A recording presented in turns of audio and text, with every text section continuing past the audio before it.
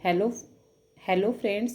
आज हम राजस्थान के पुरातात्विक स्रोत के बारे में जानकारी या चर्चा करेंगे, जिसमें हम जानेंगे कि जो महत्वपूर्ण अभिलेख या शिलालेख हैं उसमें कुछ अभिलेखों की आज हम चर्चा करेंगे। सबसे पहले हम घोसुंडी अभिलेख या शिलालेख के बारे में जानकारी लेंगे। घोसुंडी अभिलेख जो कि चित्तौड़गढ़ में है, इसमें राजस्थान में वैष्णव या भागवत संप्रदाय की जानकारी जो है वो हमें सबसे पहले घोसुंडी अभिलेख से ही प्राप्त होती है और यह द्वितीय शताब्दी ईसा पूर्व का अभिलेख है। इस अभिलेख की भाषा जो है वो संस्कृत है।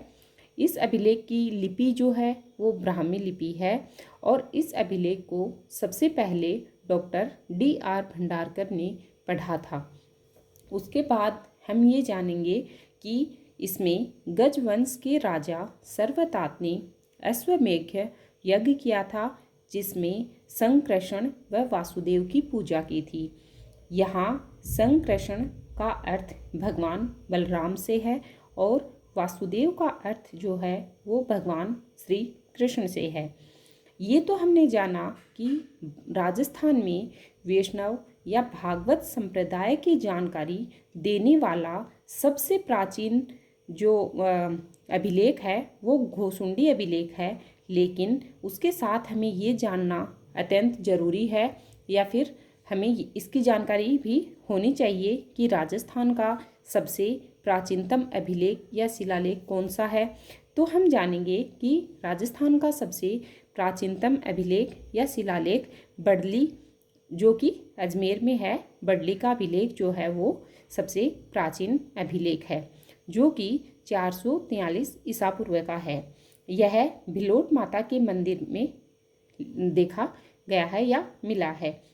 उसके बाद हम जानेंगे कि नेक्स्ट जो अभिलेख है उसके बारे में, जो कि चिरवा अभिलेख है।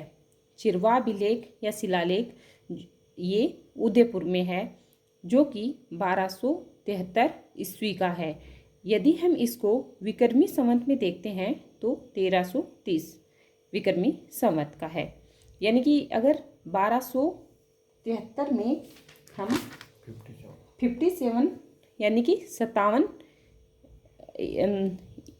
वर्ष अगर जोड़ देते हैं तो उसमें वो जो सन है वो विक्रमी संवत में आ जाती है। तो हम देखेंगे कि चिरवा अभिलेख जो उदयपुर का अभिलेख है, इसका शिल्पी या शिल्पीकार जिसको हम कह सकते हैं दैलण था और इस अभिलेख की भाषा जो है वो संस्कृत थी और इसमें गुहिल वंशीय जो शासक हैं, यानी कि जो मेवाड़ के गुहिल वंशीय शासक हैं, इनके बारे में जो जानकारी और उपलब्धियां हमें इस अभिलेख से प्राप्त होती हैं। अब हमें ये भी जानना अत्यंत जरूरी है कि गुहिल वंशीय कौन कौन से शासक, जेत्र सिंह, तेज सिंह और समर सिंह, इन सब की उपलब्धियों का उल्लेख जो है वो चिरवा अभिलेख से हमें प्राप्त होता है। और इस अभिलेख के प्रशस्तिकार जो है रतन प्रभ सूरी हैं। रतन प्रभ सूरी अगर हम देखें तो ये भुवन सिंह सूरी के शिष्य हैं। इस प्रकार से जो शिल्पी दहलन था उसने जो है चिरवा गांव के मंदिर की जो बाहरी दीवार है उसके ऊपर इस अभिलेख को लगवाया था। ओके फ्रेंड्स, अब हम नेक्स्ट अभिलेख बिजोलिया का अभिलेख जो है उसके बारे में जानकारी लेंगे।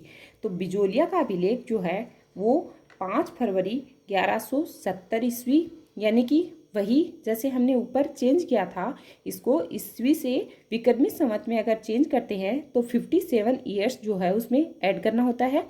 तो 1170 ईस्वी का है और विक्रमी संवत में इसको चेंज करके देखते हैं तो 1226 विक्रमी संवत का है।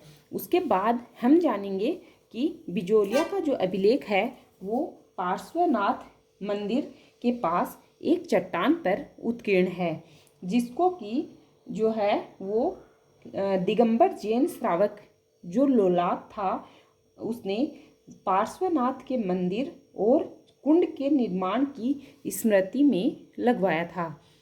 उसके बाद हम जानेंगे कि जो बिजोलिया अभिलेख है उसमें विग्रहराज चतुर्थ के द्वारा दिल्ली को अपने अधीन किया गया था, तो इसका वर्णन भी जो है वो हमें बिजोलिया अभिलेख से प्राप्त होता है। बिजोलिया अभिलेख में अजमेर व सांबर के चौहान वंशीय शासकों को वत्स गोत्रीय ब्राह्मण बताते हुए उनकी वंशावली और उपलब्धियों के बारे में जानकारी जो है वो मिलती है, या इस अभिलेख में जानकारी उनकी दी गई है। Okay friends, bye.